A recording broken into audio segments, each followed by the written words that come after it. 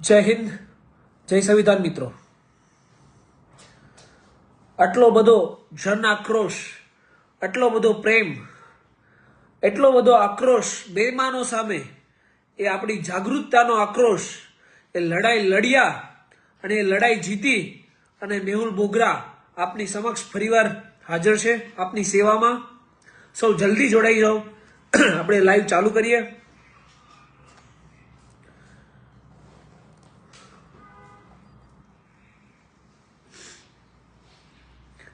असत्य सामे सत्यनी लड़ाई, बेईमानो सामे ईमानदारीनी लड़ाई અને જનતાના પ્રેમ અને જનતાના આક્રોશની વચ્ચે આપણે પૂણા પોલીસ સ્ટેશનની અંદર આપણી કાયદેસરની ફરિયાદ નોંધાવીને આજરોજ આપની સમક્ષ લાઈવ હાજર થયો છું।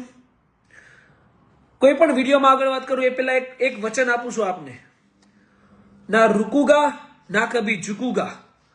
જ્યાં પણ જનતાના હિતની વાત હશે, જ્યાં પણ જનતાના બેઈમાનો સામે લડવાની વાત હશે, જ્યાં પણ જનતાને કંઈ પણ સારું થાય એવું કંઈ પણ કાર્ય હશે, ત્યાં ના ક્યારે હું રૂક્યો છું, ના ક્યારે હું ઝૂકીશ। આપ સૌ મારી સાથે રહ્યા એ બદલ આપનો ખૂબ ખૂબ આભાર। શરૂઆત કરીએ કે ઘટના શું હતી।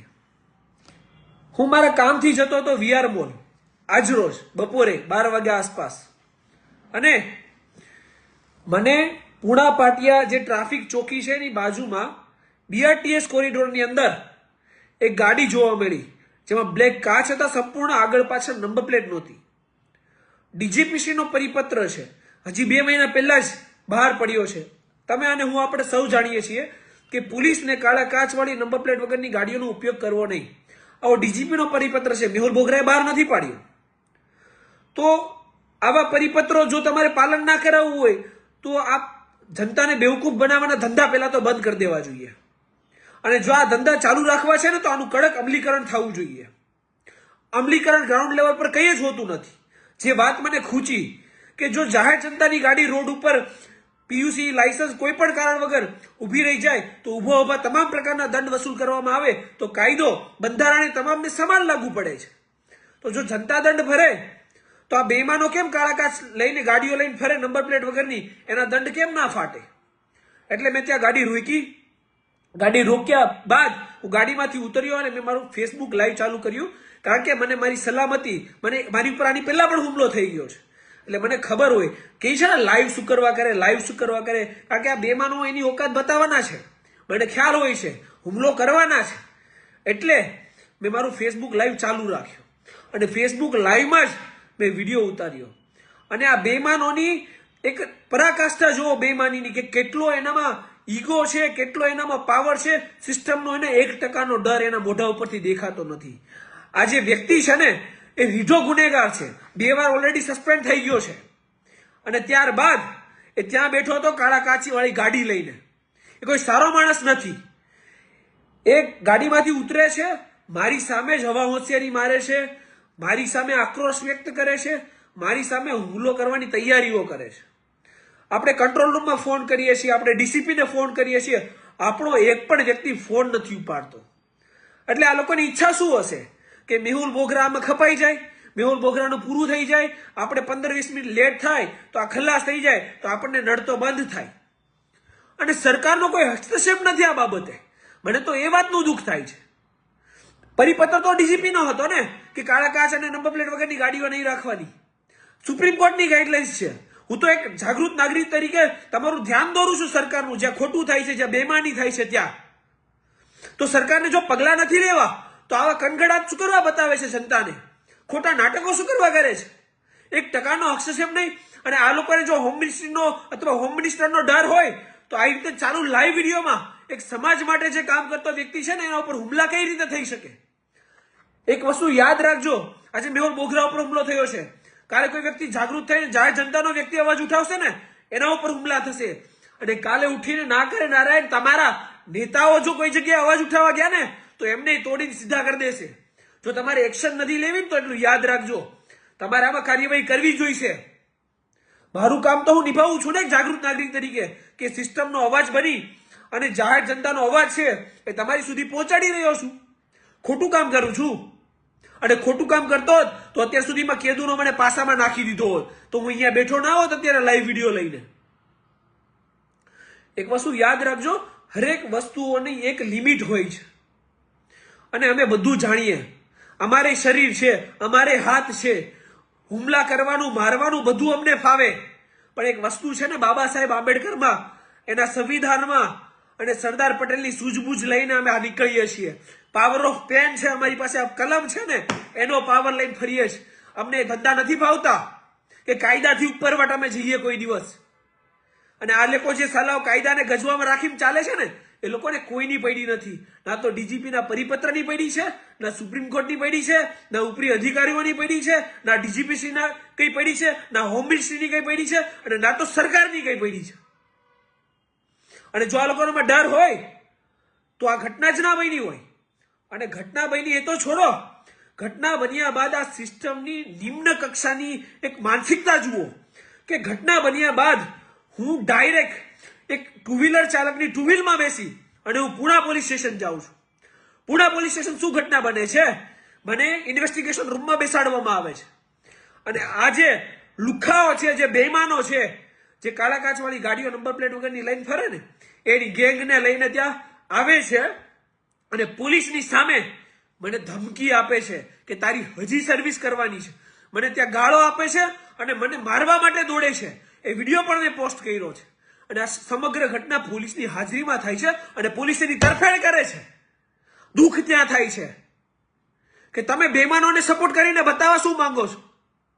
તમે કાળા કાચવાળી ગાડીઓ નંબર પ્લેટ વગરની ગાડીઓ લઈને ફરવાનું બંધ કરી દો, મારો વિડીયો નહીં આવે કોઈ દિવસ. તમારે કરવી છે બેમાની, તમારે કરવી છે કાળા કાચની પાછળ કાળા કામ.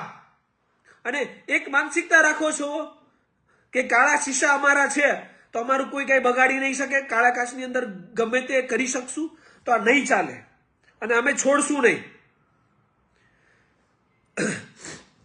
અને ક્યારેય છોડવા નહીં નથી. પુણા પોલીસ સ્ટેશન હું ગયો, પોલીસની સામે મને ધમકી આપે છે અને પોલીસ એ જોવે છે, માત્ર હસ્તક્ષેપ કરે છે કેવા પૂરતો. અને ત્યારબાદ ત્યાં પીઆઈ આવે છે અને પીઆઈ શું કહે છે ખબર? હું ફરિયાદી છું, સૌથી પહેલા પોલીસ સ્ટેશન પહોંચ્યો છું. અને પુણા પીઆઈ એ મારો હાથ પકડીને મને શું કહે છે ખબર? આને બંધ કરી દો, આરોપી છું હું, તમારું કઈ બગાડ્યું છે મેં? ધંધા કરવા છે બેમાનીના તમારે. અને જનતાનો અવાજ જો હું સિસ્ટમ સુધી પહોંચાડું તો તમને મરચા લાગે સલાહો. હદ હોય છે, હરેક વસ્તુઓની હદ હોય છે. અને અમે ભારત દેશ માટે કદાચ અમારે શહાદત ભોગવવી પડશે ને, ભારત માતા માટે, તો એ મારા માટે નસીબની વાત છે. પણ તમારા જેવા બેમાનોના હાથે અમે ખપાઈ જવા નથી માંગતા અને અમે ખપાશું પણ નહીં. હજારો લોકો જે જોવે છે ને, એના આશીર્વાદ અમારી સાથે છે. તમારી પાસે એક જ ઓપ્શન છે, યાદ રાખજો, જેટલા હુમલા કરવા હોય એટલા કરાવી લેજો. આની પછી આ મુહિમ ચાલુ જ રહેશે. આ જનતાનો અવાજ ક્યારેય બંધ નહીં થાય. કારણ કે હજારો લોકો જે પુણા પોલીસ સ્ટેશનની બહાર હતા ને, એનો અવાજ તમે સાંભળી લીધો હશે અને ગુંજતોય હશે તમારા કાનોમાં અત્યારે. એટલે એક વસ્તુ યાદ રાખજો કે અવાજ બંધ નહીં થાય. ઓપ્શન તમારી પાસે એક જ છે, જ્યાં હુમલા કરો છો ને ચેક લાસ્ટ અંજામ સુધી પહોંચાડો. અને અંજામ સુધી પહોંચાડશો ને તો હજારો મેહુલ બોગરા બીજા પેદા થઈ જશે, જે તમને લુખાઓ ક્યારેય છોડશે નહીં. આ યાદ રાખજો, માઇન્ડમાં ફિટ કરીને રાખજો. પેલું એક સોંગ યાદ આવે કે કાલે શીશે ક્યાં હે તો ક્યાં હુઆ હમ પુલિસ વાલે હે. એટલે પોલીસમાં હશે તો આપણે કોઈ પણ ધંધા કરશું, કઈ પણ કામ કરશું, આપણી બધી બેઈમાની ચાલશે. અને ભારત દેશને ક્યારેય આપણને શું નડી જાય છે? હું એકલો હશું ને, ઈમાનદારની એકલતા ક્યારેય નથી નડતી. આ બેઈમાનોની જે એકજૂથતા છે ને, એ આપણને નડી જાય છે.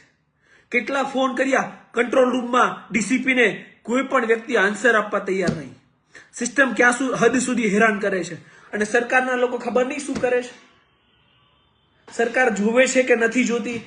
આખો દિવસ ફેસબુકમાં આ જ વસ્તુ ચાલી. સરકાર શું કાર્યવાહી કરશે આમાં?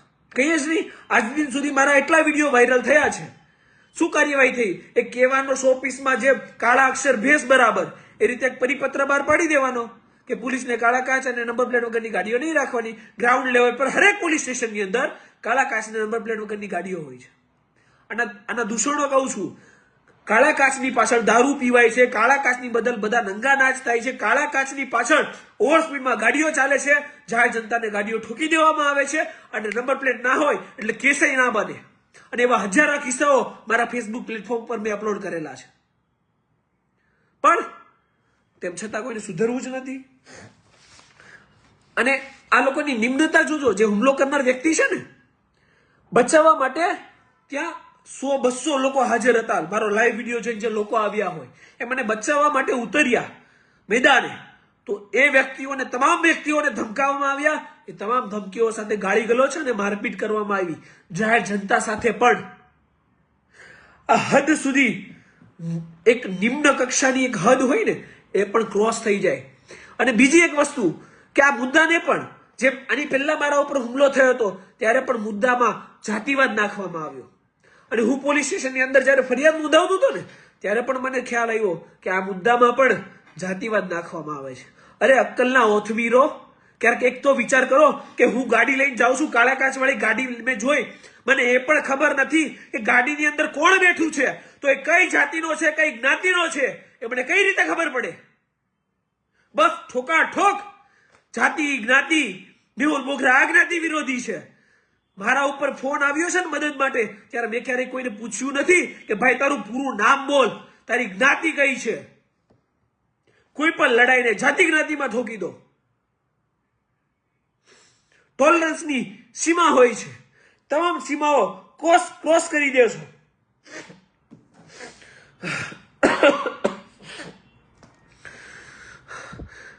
પણ હરેક વસ્તુઓની સીમા આવે ને, આની પણ સીમા આવશે. અને એક ઈચ્છા છે, હજુ સરકાર પાસે સમસ્યાઓ છે ને, સમસ્યાઓના સમાધાન કરવાનો મોકો પણ છે. આનું સમાધાન થવું જોઈએ. આનું સમાધાન એવું નથી કે ખાલી કાગળ ઉપર લખી નાખ્યું. ત્યારે પણ જ્યારે મારી ઉપર પહેલા હુમલો થયો ને, ત્યારે મારી ઉપર ગંભીર ગુનાઓ, એટ્રોસિટી, ખંડણી, આવા તમામ ગંભીર ગુનાઓ, જેમાં તમારે 60-60 દિવસ સુધી બેલ પણ ના થાય ને, એવા ગંભીર ગુનાઓમાં મારી ઉપર ફેબ્રિકેટેડ અને ખોટી એફઆઈઆર કરવામાં આવી હતી. આ 26,000 લોકો અત્યારે લાઈવ જોઈ રહ્યા છે. એમને કહેવા માંગુ છું કે આજ પણ મારી સામે હું મારી ફરિયાદ આપું ને, એ ફરિયાદનું સ્ટેટમેન્ટ 10 વાર જોઈ અને એમાંથી લૂપહોલ્સ કાઢી કે આમાં શું આપણે નીકળે એમ છે, શું કામનું છે, એ લઈ અને એમની માટે એક ક્રોસ એફઆઈઆર બનાવવામાં આવી હતી, જે મારી સામે દાખલ કરવાની પૂરી તૈયારી છે. લગભગ તો દાખલ થઈ પણ ગઈ છે. જ્યારે મેં જનતાનો અવાજ ઉઠાવ્યો છે ને, ત્યારે મારી સામે ખોટી ક્રોસ એફઆઈઆર થઈ છે. શું કરવા માંગો છો? ઉપર આમની ઉપર કોઈ કંટ્રોલ જ નથી. એક તો ચોરી, એના ઉપર સીના ચોરી. એક તો કાળા કાચ વાળી ગાડીઓ રાખવી છે, નંબર પ્લેટ રાખવી નથી, જનતા ઉપર દમન કરવું છે, જો હુકમી ચલાવી છે, કાયદાઓને ગજમાં રાખવા છે, કાયદાઓની ઉપર થઈને બાપ સમજીને કોઈ પણ વ્યક્તિઓ ઉપર હુમલા કરવા છે. અને એ વ્યક્તિ પોલીસ સ્ટેશન એની ફરિયાદ લઈને જાય તો એની ફરિયાદમાંથી લૂપહોલ્સ કાઢી અને તમે ક્રોસ એફઆઈઆર ફેબ્રિકેટ કરો છો. અને સરકારને કઈ લેવા દેવા જ નથી, હોમ મિનિસ્ટ્રીને કઈ લેવા દેવા જ નથી. હુમલો થયો એટલે માટે આપણે સીપી કમિશનરને લાયસન્સ માટે અરજી આપી કે મારા જાનને જોખમ છે, મને ગનનો પરવાનો આપો. જાહેર જનતા હારે હું આજે બધું શેર કરીશ. જાહેર સીપીને લાયસન્સ માટે અરજી આપી. અરજી આપ્યા બાદ સીપીએ એવો જવાબ આપી દીધો કે મેહુલ બોગરાએ ઇન્ટરવ્યુમાં બરાબર જવાબ આપ્યા નથી. અલા ભાઈ, મારી જિંદગીને જોખમ છે, એ તમારે જોવાનું છે, મારા જવાબો તમારે નથી જોવાના. મારી જિંદગીને જોખમ છે તો તમારે લાયસન્સ આપવાનું છે. અને મારું લાયસન્સ એ જાણી જોઈને રિજેક્ટ કરી દેવામાં આવ્યું. કેમ કે જો આને ગન મળી જશે તો આ કદાચ અનકન્ટ્રોલેબલ થઈ જશે, જાહેર જનતાનો વધારે સ્ટ્રોંગ અવાજ બની જશે. જે જગ્યાએ અને જાનને જોખમ છે એ જગ્યાએ પણ જઈને આ લોકો બેમાનોને એક્સપોઝ કરશે. એટલે લાયસન્સ ના આપવામાં આવ્યું. એની અપીલ આપણે હોમ મિનિસ્ટ્રીમાં ફાઇલ કરી છે અને એના લગભગ 5 થી 6 મહિના થઈ ગયા છે. હાલ પણ એની તારીખ નથી આવી. અમારી અરજી વેઇટિંગમાં છે. મેહુલ બોગરા ખપાઈ જાય, મેહુલ બોગરા મરી જાય, પછી એની અરજીનું હિયરિંગ થશે અને પછી જરૂર પડશે તો મેહુલ બોગરાને સુરક્ષા મળશે. કેમ કે હુમલા તો કરીએ ને, કદાચ પૂરું થઈ જાય તો મેટર જ ક્લોઝ થઈ જાય. જાગવાની જરૂર છે. અને જેટલી વાર આ હુમલા કરો છો ને, તમે હજારો બીજા મેહુલ બોગરાને જન્મ આપો છો. યાદ રાખજો, આ બેઈમાનો અને લુખાઓ ટપોરીઓ, આમને લુખાઓ ટુપારીઓ આવા શબ્દોનો શું કરવા પ્રયોગ કરો છો? વકીલના મોઢે આવા શબ્દો ક્યારેય શોભે નહીં, પણ શા માટે કરું છું? કેમ કે આને લુખાઓ અને ટપોરિયા કહેવામાં આવે, કેમ કે કાયદાનું સરેઆમ ઉલ્લંઘન કરવું છે. જે વર્દી પહેરે ને, જે ખાખી પહેરે ને, એને એક ખુમારી હોય કે હું કાયદા અને સંવિધાનથી બંધાયેલો વ્યક્તિ છું, હું ક્યારેય કાયદાનું ઉલ્લંઘન ના કરી શકું. એને એવો વિચાર પણ ના આવે, અને એમ છતાં જો કાયદાનું ઉલ્લંઘન કરે તો એ સામે ચાલીને પોતાની ભૂલ સ્વીકારે, દંડ ભરે અને ભવિષ્યમાં ક્યારેય એવી ભૂલ નહીં કરે એવી ખાતરી આપે. પણ આને પોલીસ કર્મચારી નહીં, લુખ્ખો કહેવાય. એનું કારણ એ છે કે કાળા કાચવાળી નંબર પ્લેટ વગરની ગાડી રાખીને ગાડીમાંથી ઉતરી અને એમના લુખ્ખાઓ, બીજા લુખ્ખાઓને બોલાવી અને અમારી ઉપર હુમલો કરે છે. અમે બંગડીઓ પહેરી છે? નહીં, અમને બધું કરતા આવડે. પણ કીધું ને કે સરદાર પટેલની સૂઝબૂઝ અને બાબા સાહેબ આંબેડકરના સંવિધાનને લઈને ચાલીએ છીએ, એટલે અમે કરતા નથી, અમે પેનના પાવરથી ચાલીએ છીએ. તમારે ક્રોસ એફઆઈઆર કરવી હોય એટલે કરી દેજો. આગળની ક્રોસ એફઆઈઆર હાઈકોર્ટમાં જઈ અને કોશિંગ પિટિશનમાં અમે ઇન્ટરીમ લઈ આવ્યા હતા. આ કેસમાં પણ હાઈકોર્ટ છે, ન્યાયતંત્ર ઉપર અમને ભરોસો છે. અમે કોર્ટમાં લડી લઈશું, અમારે પોલીસ સ્ટેશનમાં લડવાની જરૂર નથી. પણ ફરીવાર કહું છું કે સરકારે આ બાબત ઉપર ધ્યાન દોરવું જોઈએ, નહીં તો તમારા નેતાઓને આ લોકો દોડાવીને એક દિવસ મારશે, એની ખાતરી આપું છું. અને જનતાનો અતિ સુંદર સહયોગ. હું પોલીસ સ્ટેશનની અંદર બેઠો હતો અને હજારો લોકો એ પોલીસ સ્ટેશનની બહાર બેઠા હતા. મારા સમર્થનમાં, મારા સહયોગમાં આ જન આક્રોશ હતો. તમને શું લાગે? તમે તો જેને આજે મારી ઉપર હુમલો કરનાર હતા ને, એને ટોળકી ભેગી કરી હતી ફોન કરીને કે ભાઈ ચાલો આપણા સમાજ ઉપર હુમલો છે. મને હકીકતમાં ખબર જ નહોતો કયો સમાજ, કારણ કે વ્યક્તિને જ ના ઓળખતો હોય તો સમાજની કઈ રીતે ખબર હોય? ટોળકી બોલાવી લીધી. ટોળકી બોલાવી લીધા બાદ મારે એમને એ જ કહેવાનું છે કે જે મેહુલ બોગરાની સમર્થનમાં 12 લોકો હતા ને, એ મેહુલ બોગરાએ ફોન કરીને નતા બોલાવ્યા. મેહુલ બોગરાની સચ્ચાઈમાં એ તાકાત છે કે હજારો લોકો એની સાથે જોડાયેલા છે અને હંમેશા જોડાયેલા રહેશે. અને અવાજ જે અત્યારે ખુમારીથી નીકળે છે ને, એનું પણ એક જ માત્ર કારણ છે કે મારી સાથે સચ્ચાઈ છે, મારી સાથે ઈશ્વર છે, અને મારી સાથે ઈશ્વર દ્વારા નિર્મિત હજારો ઈમાનદાર લોકો છે ને, એ જોડાયેલા છે. અને જોડાયેલા છે ને ત્યાં સુધી આ અવાજ એ ક્યારેય બંધ નહીં થાય. ભવિષ્યમાં પણ તમારી જેવા જ્યારે પણ બેમાન મને દેખાશે ને, હું અવાજ ઉઠાવીશ. એક કઈને છોડવાના નથી. બસ આજે લાઈવ આવવાનો એક જ માત્ર ઈરાદો હતો કે થોડોક આક્રોશ અંદરથી હતો જે તમારી હારે શેર કરવો હતો. બીજું કે સિસ્ટમને એક ધ્યાને દોરવું હતું કે આમાં પગલાં લેવાવા જોઈએ. ખાલી પરિપત્રો બહાર પાડીએથી કંઈ નહીં થાય. આ લોકો તમને નહીં ગાંઠે, આ યાદ રાખજો. અને ત્રીજી વસ્તુ કે કઈ ચિંતા કરવાની જરૂર નથી. તમારો ભાઈ બેઠો છે. ભવિષ્યમાં પણ આવા જ્યારે બેમાનો આપણને દેખાશે ત્યારે આપણે સૌ એકજૂથ થઈ આમની બેન્ડ બજાવીશું. આમની સામે જે કાર્યવાહી થતી હશે તમામ કાર્યવાહી કરીશું અને કાયદાકીય રીતે તમામને છોડીશું નહીં. આ સાથે જય હિન્દ, જય સંવિધાન. ખૂબ ખૂબ આભાર, ધન્યવાદ.